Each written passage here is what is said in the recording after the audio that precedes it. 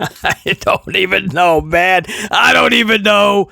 Nobody knows. Hunter Hearst Helmsley surely does not know what is going on with his own shows. But one thing is very clear. Ain't nobody happy with this product. Netflix is furious with the WWE. For good reason.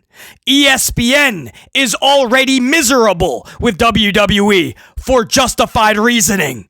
Fans have been pissed off at World Wrestling Entertainment for justified reasoning. A multitude of reasons. Ticket sales, unacceptably priced.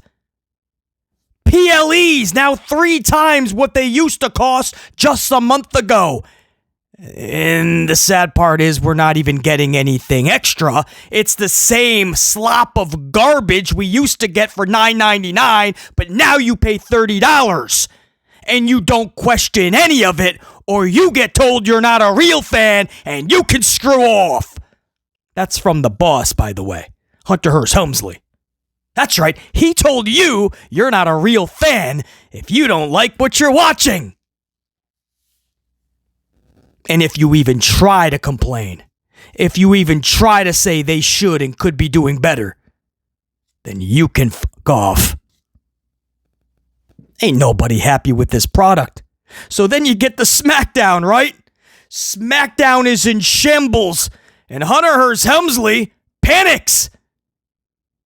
And he just starts chucking more randomness than ever before. This show, if you want random, because that's Hunter Hearst Helmsley's entire 3 years as chief of creative and content. The one word to sum up Helmsley, there's plenty of words we could use, but random is at the top of the list. Because nothing this dude does ever makes sense. And it doesn't have to be the biggest of things like Brock Lesnar. Whether he's attacking Cody Rhodes or John Cena, there's never a reason to it. To this day, we don't know why he attacked either one of those individuals. And Helmsley is so smug and so stupid that we still don't have a reason. There's never a reason. There's never a meaning. There's never purpose. Things are just done out of nowhere like an RKO. Wave your magic wand, expecto patronum, boom, there it is. It just happens, and we're not supposed to question it. R-Truth pops up, cuts his hair, says Ron Killings is back, and then he's at catering for 2 months, and when he comes back, he's back to the comedy. He's back to R-Truth, making you laugh. Does anybody want to explain any of this? No, don't ask questions, or you're not a real fan. CM Punk is all of a sudden feuding with LA Knight, but hold on, they're going to feud with the Usos, so it's a bunch of faces just taking each other on. The fans don't know who to cheer for. Should they even be cheering? CM Punk is getting his ass whooped, and they're chanting one more time. But wait, you were just chanting for CM Punk. Now you want to see him get his ass whooped. That's what happens when you don't book properly. Rusev is chasing around Dominic Mysterio. A heel is chasing around a heel. And by the way, Dominic has already defeated Rusev, by the way. A dirty low blow. A heel tactic took out Rusev, who is supposed to be a diabolical heel. So that doesn't work. Don't question it. Just go along with it, or you're not a real fan. By the way, you're going to get Rusev and Dominic Mysterio again this Monday on Raw. No, nothing ever makes any sense in this company. And if you thought Friday Night Smackdown was going to be any different, Dragunov. Now, if you're like BC, man, you know how special of a talent Dragunov is. You also know how badly botched his booking was the first go-around under Hunter Hearst Helmsley. It was unacceptably pathetic. So he comes back out of nowhere. No hype, they booked him so badly that most of the audience still doesn't know what a Dragunov is. And they had this dude stroll into Friday Night Smackdown after being gone for over a year and defeat Samson Zayn for the U.S. title. That's right, Samson Zayn is out there with another U.S. challenge. And just on a random SmackDown, not even the main event or anything, in the middle of the show, Samson Zayn hands his title over to a, whoa, the crowd goes mid reaction. Now, mind you, I'm very high on Dragunov. I was hoping the best for him the first go-around, and I am the second go-around. But this just screams doing things for no reason. Randomness. This is no better than the Motor City Super Soakers showing up and instantly winning tag titles. Do you guys remember that? You probably don't. Because the Super Soakers have been gone for months. By the way, they just reappeared out of nowhere on this show this week. We'll talk about it. They just showed up out of nowhere and won titles. Because Helmsley thought, oh, that's going to put them on the map. That's going to shake things up. That's what the fans want to see. No, we want to see them booked correctly. So when they win titles, it's meaningful, right? There's a purpose. It's fun. For anybody that caught this show tonight, first of all, I apologize that had to happen to you, that you had to watch this show. BC's trying to do this for you so you don't have to. But if you caught this thing, they let these two dudes rock out, right? So that they can put on a banger for you, right? They want everybody to say, hey, this was a banger, man. They wanted the crowd to yell, this is awesome, for over 20 minutes. Shout out to that crowd, by the way. It was a decent match, but they didn't get carried away. They didn't just start chanting, this is awesome. That probably pissed off Hunter Hearst Helmsley, so he kept telling him, give him another minute. Give him another minute. This match just would not end. And the fans were just kind of like, the whole time. They weren't following the script. They're supposed to go, oh, this is a banger, and yell, this is awesome 76 times. No. We used to get John Cena open challenges. Now we get Sam Zayn open challenges. They're not one of the same. It is a massive downgrade. It just is. You can like Sam Zayn. You can love Sam Zayn. You can think he's the best wrestler in the world. That's fine. He's not captivating people watching at home. He's just not. The numbers are telling you that, right? It doesn't solely rest on the shoulders of Sami Zayn why SmackDown has been doing so bad. But when he is such a big part of every single week, they give this dude 20 to 25 minutes for his stupid little open challenges, and the ratings are falling at a record pace. So when things are not working, you got to switch it up. So they literally had to take the title from Sam Zayn in the middle of a SmackDown because they knew there has to be changes. I still would have gone about it differently. If you want to give that title to Dragunov, that's one thing. Build up Dragunov first. Because listen to that reaction. That was sad. It took them 2 minutes just for a few hundred people. You could barely hear go, welcome back. Welcome back. Everybody else was like, who? Oh, he was here the first time? What's his name? Dragon Nuts? Off, Dragunov. Oh, yeah, I like Dragon Lee. What do you mean welcome back? We just saw Dragon Lee this past Monday. No, forget it. And Sami Zayn drops his championship. All of this was for every single week. We sit through 20 to 25 minutes to see a banger. Is that really how you're okay spending your Friday nights like that? You could see epic wrestling any day of the week twice on Sunday. You don't have to spend your Friday night like this. You should not be spending your Friday nights with Sam Zayn. That's not a storyline. The storyline is he's a fighting champion. Every week he puts on bangers, BC. That's the storyline. And then 1 week, BC, he's going to drop the title. He's going to lose it. It's going to be massive. All right, that's what everybody said, right? That defends this BS. Okay, was that massive to you? Was that such a big moment? BC, you like Dragunov. That should be an epic moment to you. No! That reaction was sad, and I don't even blame the live crowd. Helmsley just does things to do them. Doesn't have a rhyme or a reason, doesn't have a purpose. He doesn't even think things through. And soon he's going to say, you can't blame me. It's artificial intelligence. If you guys saw my last Amped Up show, artificial intelligence will be telling the WWE stories going forward, I believe starting in 2026. So I don't know what that says for the writers currently. They weren't doing anything anyway. Helmsley especially wasn't doing anything. So I guess now the writers are going to get fired, and Helmsley will just have to approve all of the artificial intelligence that lands on his desk. Approve. In case you're wondering how testing is going, because they've been doing testing, artificial intelligence booked Bobby Lashley to be in a big Japanese storyline. We presume with Io Sky, Asuka, and Kari. Of course, the biggest issue, aside from that just being stupid, is Bobby Lashley doesn't work for the company anymore. So, artificial intelligence seems to have the same intelligence of Hunter Hearst Helmsley. Because I honestly believe that Helmsley would do something that absolutely asinine. Helmsley, for this SmackDown, was probably like, who should answer the open challenge? Do we still have Andrade?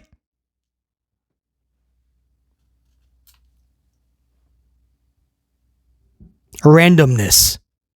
We'll go over it a little bit more. We'll talk about how this match even developed, the finish to it, what happened post-match. But Dragunov just returns out of nowhere, and 20 minutes later, he's walking out with a champion. He's not walking at all, actually, when it was all said and done. We'll go over it. Randomness. All of this, every week, these damn open challenges. For no reason other than just sit back and watch a banger. It's a wrestling show, so you're going to get some wrestling action. That's what I want. Another Sam Zayn match. Said nobody ever. And if you wonder why ratings drop so fast, it's because of segments like that.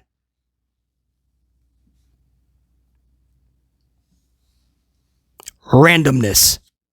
Motor City Super Soakers came back for a tag match that you saw. The same exact match in January, the same exact match in February, and then a couple of times with other tag teams mixed in. So what did you wait all of these months for? Their big return after 2 straight months of being off TV. Their big return is to watch the same match we've already seen a bunch of times this year. And you wonder, how is your fan base supposed to be excited? How can we even fake excitement if you're just giving us repetitive garbage? Who is going to go, wow, man, Motor City Super Soakers versus Los Garza? Berto and Garza versus the Soakers. This is amazing. It's only the 5th time we've seen it this year. Randomness. They knew Fatu was injured. So the whole show, they acted like he was going to have this match with McIntyre, and that's going to give us a number 1 contender for Cody's title. In fact, the first segment, 15 minutes of hearing Cody Rhodes yap about how he doesn't care who it is, but he'll be ready. Okay, we didn't need you to do that for 15 minutes, man. And at the end of the show, Fatu gets taken out backstage. We already knew he couldn't compete. So a little bit of a bait and switch there. We'll keep promoting it until the very end.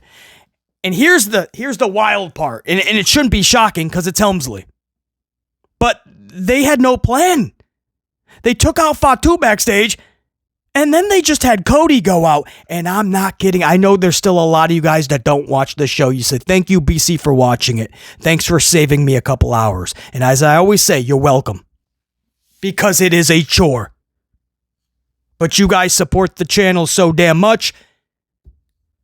You're welcome. I'm glad to do it for you guys. But I know so many of you don't watch the show. But believe these words when I tell you that out of nowhere, Cody just comes out and has a match with Mac that nobody knows what the stakes are. I'm not joking. Like, this match is going on, and even commentary is like, I don't exactly know what it is. I think Cody said it's for the title, but Nick Aldis didn't confirm that. We're trying to get word. There is a referee. The bell did ring. It's chaos, Corey, is what Vic Joseph is screaming. Yes, in case you're wondering, where's Wade Barrett and Joe Tessitore? Is that your I don't even know who's who anymore. Who goes where? Michael Cole? Cole is with... I don't even know anymore. It's musical chairs. And to confuse us even more, Vic Joseph was out there with Corey Graves. But guys, when this was all said and done, the main event turned into Cody versus Drew for the 84th time this year. And nobody knows why or what was on the line. And they didn't even care. They just had Cody use the title, slam that title into the dome piece of Drew, and Cody gets disqualified as if he's a heel. When do you see Cody Rhodes using a title? Cody Rhodes wouldn't even use the title against John Cena or go for a low blow against Cena when he lost the title at Mania. Cody wouldn't even do that in a match to that magnitude. He came out, he said, I'm going to give you that title shot, McIntyre, and then he gets himself disqualified like a coward. None of that screams Cody Rhodes. And then they brawl for a little bit and we go off the air. We've never gotten any explanation. There was no reason to any of this. They never even tried to make things make sense. They just went, all right, we'll still promote Fatu. We'll take him out, in quotes. We'll take him out at the end of the show. Cody, you just go out and... I believe in Helmsley's mind, he was thinking just brawl. But they knew they were going to have like 10 minutes. So like you can't brawl for 10 minutes without it being a match. So you know what? Just have a match. And we just won't tell the audience what it is. What's on the line, if anything. They'll just watch you guys fight. All right, boss, but how do we get out of the match? I mean, just have Cody hit McIntyre with a title belt. But that doesn't fit Cody's character. It'll be fine. Just have commentary say he's really angry. And we went off the air just with Cody and Mac brawling like we've seen 84 times on Friday Night SmackDown throughout the year. How can that be exciting for anybody? That's what I'm trying to say. It's just regurgitated bullshit.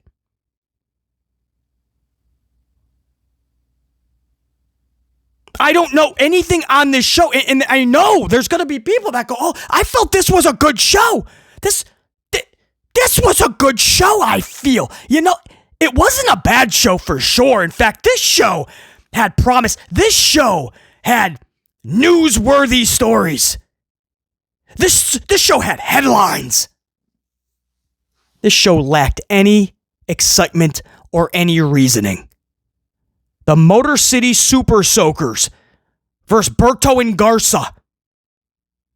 Dragunov comes back out of after a year gone, comes back and 20 minutes later is hoisting up a title. Sam Zayn was just doing these damn open challenges for 3 months for that? That was the conclusion? 2 hours of promoting Fatu and Mac, even though we know Fatu can't even wrestle. Not medically cleared, we know this. And they never gave you anything. They just said, all right, we'll take him out at the very end of the show. Cody, go out there for 9 minutes and just fight Mac. The beginning of the show, just have Cody go out there and talk for 15 minutes. This is what happened on the show. I'm leaving out one thing. Oh, this is the masterpiece, yes. Sol Ruca and Zarya from NXT took on Charlie Flair and Alexa Bliss in a women's tag match. Okay. Now that I remember, okay, you're right. This show was amazing, man. No, you're not going to get cookie cutter, sugar-coated BS on this channel. Not from BC. It ain't going to happen. Not some nerd in front of a green screen. Go, well, a good show. This was good. This is the reasons it was good. You come to the Amplified channel for the amplified truth. That's it. It may be hard to hear. It may seem like harsh critiques. It's the only way we're going to get through to these companies to get better. Do you understand this company looks down at you? They belittle you. They degrade you. They don't care about you. You are just a dollar sign. Loyalty is gone. Do you see what those Cena, last match for Cena, December 13th, Saturday night's main event in Washington, the very last aisle, way up high at that arena, the very last row of the arena, the last seat is still over $500, that top row. And that's before all of the taxes, by the way, or at least fees. So more than $500. Just several years ago, you could bring a whole family and it wouldn't cost you $500. I don't want to hear that's market rate, BC. That's what the market is issuing. No, it's not. Mark Shapiro, who is the COO of TKO. He came right out and was honest as ever. I got to give him credit for that. He was at least honest. He said Vince McMahon priced for families. He never maximized the true potential he could have made. He said, we are not pricing for families. We are maximizing every single dollar. What he is telling you is, as ruthless as Vince was, and everybody knew he was a ruthless businessman, he was loyal to the fan. He always made sure you could afford to go to the shows because Vince McMahon knew the golden rule in business. Keep them coming back. It's the golden rule in business. Keep them coming back.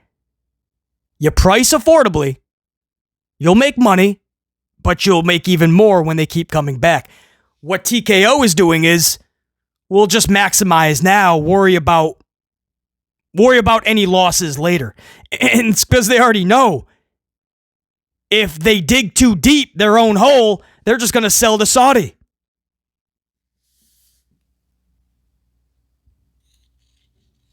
And they're in such a debt right now, they're just, they're maximizing all right.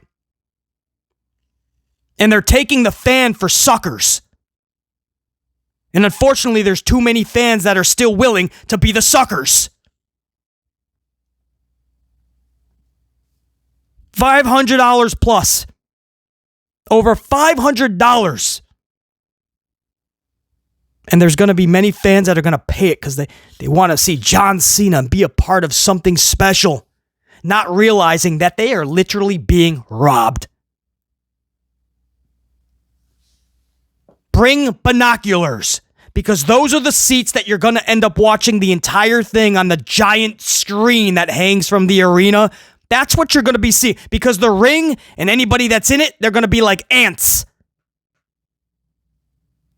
So you're better off, and you might as well just watch at home where you can take a piss whenever you want, or grab a cold beverage, or make yourself a coffee, or throw yourself in the traffic. If the show, which it usually is just straight garbage. Or you could pay over $500 to sit not just in the nosebleeds, but the last row of the arena, just so you could say you were there. Maybe you got your little yellow shirt on that says Cena's last ride.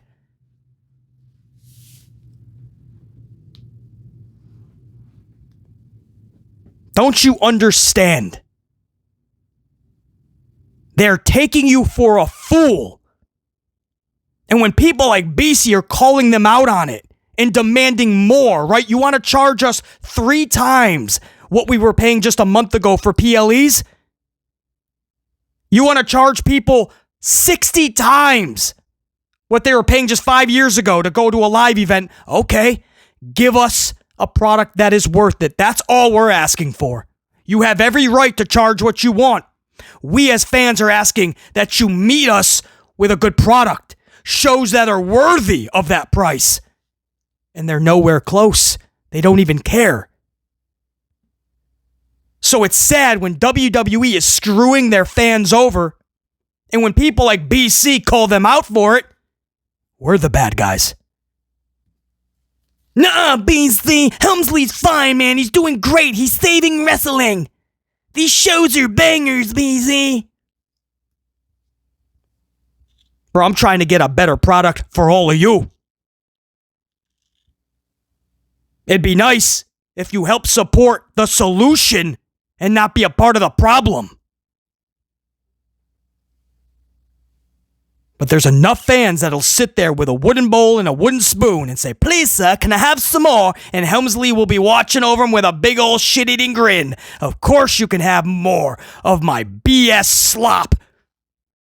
That wasn't even the review. Can you tell I'm just not happy with any of this, man? It's just... He goes for the shock moments, you know what I mean? Oh my goodness, Dragunov returned and Dragunov won the title. Whoa! Did you see Cody Rhodes wrestling in his loafers? Whoa!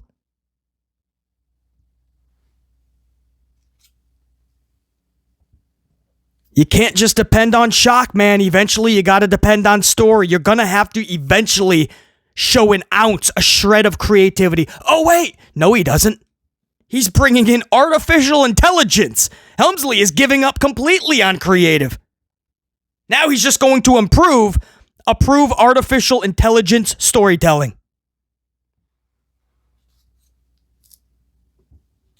SmackDown 10/17/25. We start with Q1. The first 15 minutes of this show was Cody Rhodes saying a bunch of words, going on and on about who he's going to face next for his title. 15 minutes. I'm like, what are... The ratings are completely in the toilet. And this is what you're starting with. Fatu or McIntyre. BC is like, brah, we don't need a 15-minute segment on a 2-hour show of Cody telling us he'll be ready for Fatu or Mac. We understand. This is what I mean. WWE's ratings are in the toilet. Fan excitement is in the garbage. And this is the best that Helmsley has. At this point, I don't even know which would be worse. Helmsley's intelligence or artificial intelligence. One of them thinks Bobby Lashley is still with the company, and the other one is asking Michael P.S. Hayes, where's Sasha Banks been? First match of the night, women's tag titles, Sol Ruca and Zarya versus Charlie Flair and Alexa Bliss. Alexa's pop should be eye-opening to everybody. Charlotte comes out, you hear the kids, it's the queen. And then you hear Alexa's music, and you just hear the octane goes up a level when Alexa comes out. It is eye-opening. But it didn't fit Helmsley's agenda. So he crushed Alexa's momentum. They wanted that reaction for Charlie Flair when she came back from that long hiatus. But instead, it was Alexa when Alexa came back from that long hiatus. And it was Alexa at the Rumble that got that huge ovation. And Charlie not so much. And this is what they did with Alexa Bliss. They threw her with Charlie Flair so that Charlie can regroup and try to get some of that face rub, some of that love from the fans that is given to Alexa. They want that to rub off on Charlie Flair. That's what this is, man. You listen to those reactions to both Charlie and Alexa. One is next level, one is mid. So you ask yourself, or you should, why is Alexa Bliss with Charlie Flair? This is unacceptable. This is pathetic. This match was built to make Charlie look great. Charlie got the hot tag and played Superwoman for 2 straight minutes. The finish saw Sol Ruca tap out to Charles's figure 8 leg lock. What was accomplished here? What was accomplished? Nothing. Sol Ruca and Zarya limp back to NXT, where eventually I guess Zarya will turn on Sol. Right? They got to the big show. They were on SmackDown. They failed. And they limped back to NXT. And for the main roster, what does this do for Charlie and Alexa? they got another W. Or should I say Charles Flair got a tap-out W. And Alexa Bliss has to carry the load that is Charles Flair for at least another week. Sami Zayn, U.S. Open Challenge. Miz accepts, but Mello takes him out in the aisleway. This, of course, is a receipt for about a week or two back when Miz did the same to Mello. Ilja Dragunov returns to accept the challenge. This would have been a much bigger return with more fans actually giving a damn had Schnozman actually booked him correctly prior to his injury. Dragunov defeats Zayn via Exploder pinfall and new U.S. champion. We're at least off to a better start for Drago than his first rodeo. That much I will say. But the randomness of it, and so many fans having to get reacquainted or for the first time hearing about Drago, that's going to take a minute. But at least he got a W, which is more than we can say the first go around. As for Zayn, what a dork. That's all I can say, man. What a nerd. I don't even know.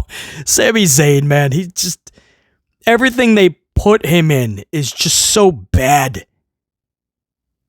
He's just always in everybody's business. He's always demanding things. I mean, I'll put that in air quotes, storyline wise, Nick Aldis told him he has the night off.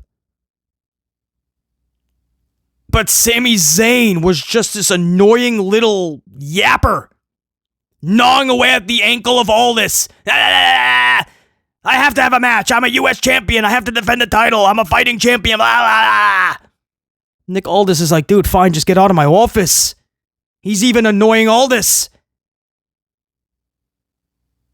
So Sami Zayn bitches and complains that he has to have a match this week. He has to have an open challenge. And then 20 minutes later, he loses his title. And he's like, oh, man, good game, man. Good job, Dragunov. You got me. Thankfully, these open challenges are done. They were ratings drainers, man. They just were. And I know that may be hard to hear for a lot of you guys. You know, maybe you actually like them. Or you didn't mind them. But it's not good television. It's just not. And this isn't a hot take. I'm not giving you my wrestling opinion. I'm giving you facts, man. Just look at numbers. Ratings will tell you what is working, what is not. This has been a huge part of the show the last couple of months. And the show has been tanking at an alarming rate. It's not just Sami Zayn's fault. I hear you. But he's a big part of it. And this is a guy that is being primed to win the world title at WrestleMania, either this upcoming or when they're in Saudi. And that's why we're raising that alarm. Hold on, you're asking for another Jey Uso debacle. Where the majority of the fans watching at home are going to turn away if you're going to yeet for 20 minutes. If you think we're going to watch 20 to 25 minute Sam Zayn matches every single week with the world title, it ain't going to work. Your ratings are going to go backwards. Again, this isn't a hot take or an opinion. I'm giving you facts because we already have the research. We already have the metrics, the statistics, the numbers, the ratings. Sami Zayn doesn't draw. I don't know any other way to say that, man. I wish that wasn't the case. I wish that I cared more about Sam Zayn. I just don't. His character is dweeby, nerdy, dorky. His booking is dweeby, nerdy, and dorky.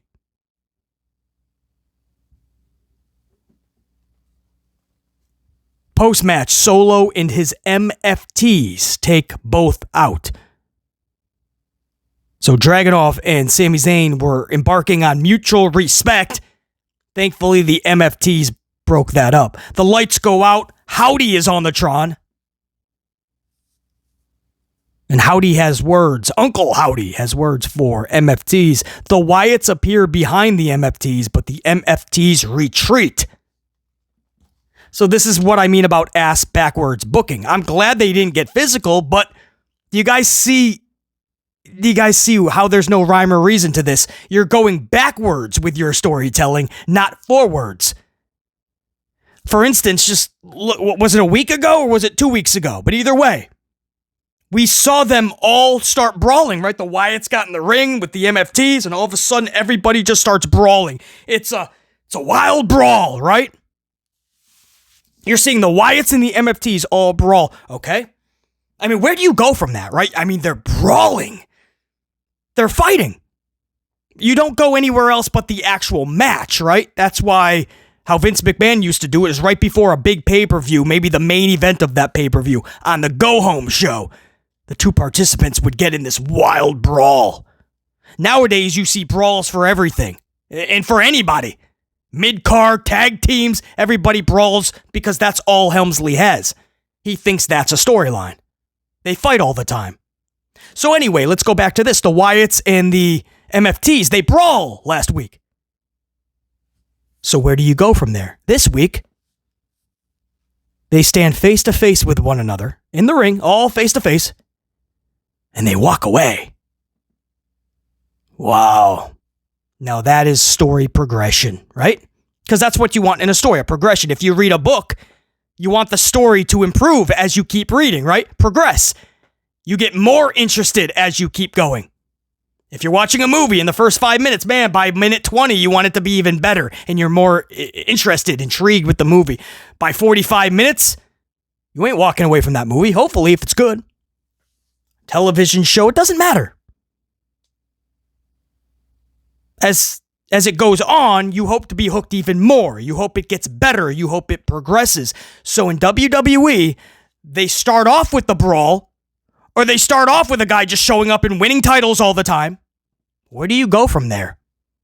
You can't go anywhere but backwards. So instead of story progression in WWE, you have story regression. And it regresses. You start off with the brawl, and then you have a face-to-face where you walk away. Or maybe you say some words together. You meanies! The M and MFT stands for meanies.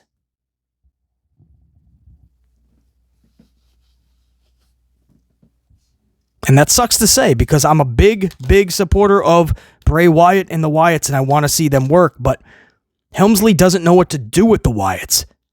And that is so frustrating.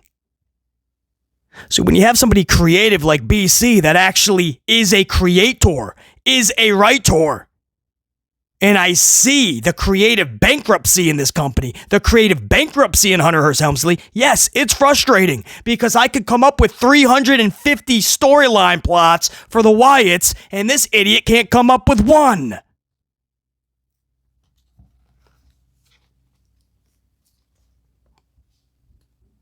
Motor City Super Soakers defeat Berto and Garza. Everything you need to know about this match and how everybody is booked was said by Corey Graves. In the middle of this match between the Motor City Super Soakers and Berto and Garza, Corey Graves was trying to introduce Alex Shelley to those watching at home. When the tag was made, this right here, this is Alex Shelley, and he's a phenomenal athlete, this, that, and the other. He's trying to tell you who these wrestlers are. They've been there for most of this year. They've been in the company for the past year. They came in and they won tag gold instantly. They've been tag team champions. And he's trying to inform the audience who these wrestlers even are. If that doesn't tell you that they have botched the booking of everybody on this roster. And in case you're wondering, this is the same exact matchup you saw right after they basically debuted, right? January 17th, this exact match on SmackDown. February 14th, this exact match on SmackDown. And several matches involving a bunch of other teams, by the way. But you've seen this exact match on this same show for months now. And I'm supposed to what? When this microphone goes live and you guys catch Amped Up with BC and you catch one of my amplified reviews, I'm supposed to what? Make everything sound so peachy? Everything's hunky-dory? Wake up, you look up to the sky, there's a rainbow shitting out cookies. Try to grab some, it's chocolate chip. Oh, yeah. What am I supposed to do? Talk about how amazing this is? How excited I was to watch a match that I saw several times at the beginning of the year? But because they kept the Super Soakers off TV for a couple of months and Berto and Garza are playing around in AAA, Quadruple A, 5 Nipple A, that now, on October 17th, now I'm excited to see this. Or can I just call it like it is? Of course I can. It's a wrestling match for the sake of a wrestling match.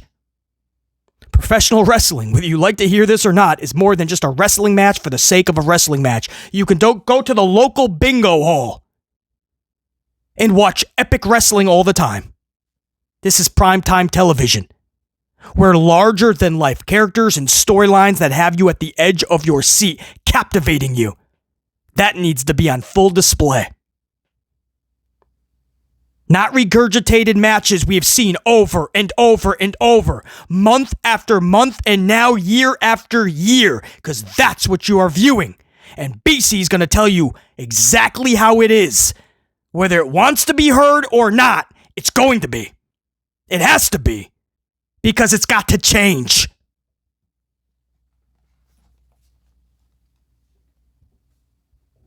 Main event, Fatu is taken out backstage. We already knew he couldn't compete, so this is nothing new.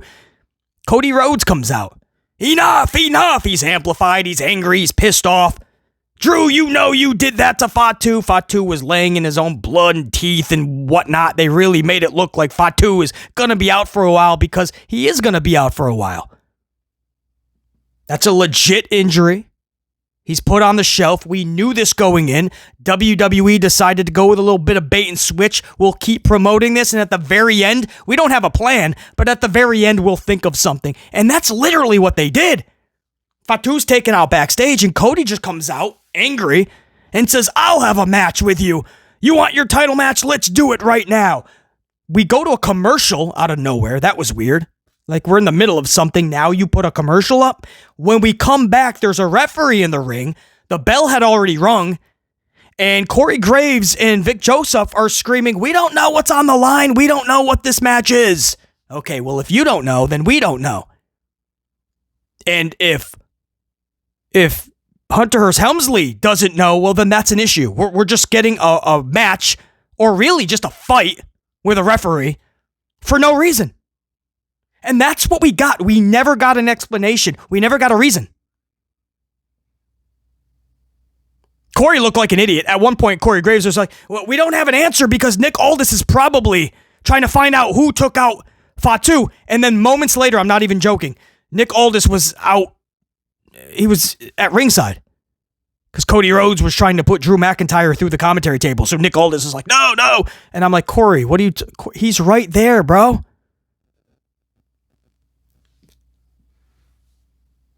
And Cody just gets himself disqualified like a heel would do. But Helmsley doesn't follow heels, faces. So Cody just gets himself disqualified. And then him and Drew brawl for another 2 minutes. And then we just go off the air. Cody's got one loafer on. He loses one of his little dress shoe loafers. Still jumps off the top turnbuckle to the outside on top of Drew and like 5 security, I guess, which is just some independent wrestlers. I don't know. He's doing some spots. And we go off the air with this brawl. We go off there and nobody knows what they just what. Nobody even knows what the match was about. Now, I'm sure the way they're going to go with this, right? Because McIntyre actually won the match via DQ. So he's going to get a title match with Cody. So we get to watch this for the 24th time. Or at least that's what it feels like. Cody and Drew again. And you wonder why BC's not excited? You wonder why so many fans are not excited about this? The year is coming to an end, and we're still getting the same matches we've been getting. And we can't even say there's anything fun about it. They're just brawling again. And the show goes off the air with Paul Levesque McMahon's stupid name up there. What? What do we say when we fade to black and go, what a show, man. Wow. Dragunov became champion. Sami's reign is over. Did you see Charlie tap out Sol Ruka? And those damn super soakers, they're back, man. Corey Graves told us that one of them is Alex Shelley is his name.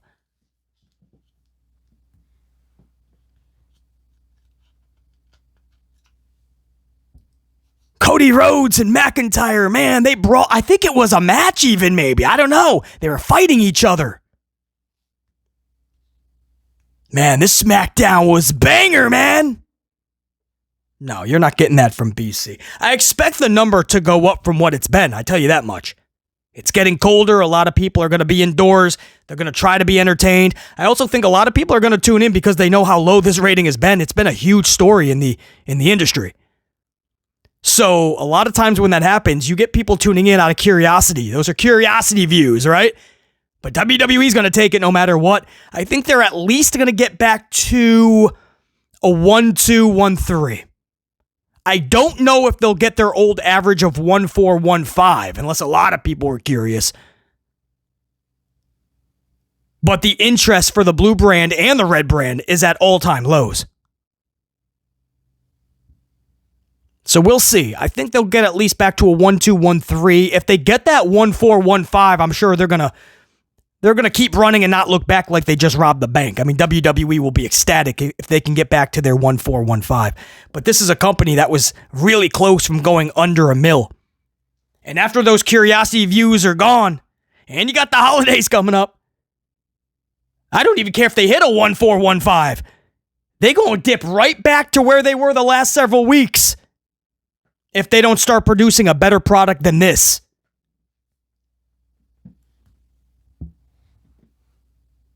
Because what happens when casual fans come back around to see how the product is going, if the product still sucks, history will show you, numbers will tell you that those casual fans go right back into the hibernation they were already sleeping in. They will go right back into hibernation for the entire winter. And some, if you're lucky, will come back around WrestleMania season. That is your amplified review of SmackDown 10/17/25. This has been your special Saturday weekend edition of Amped Up with BC. Until next time, unit, and there will be that next time. BC and the unit saying check you, salute.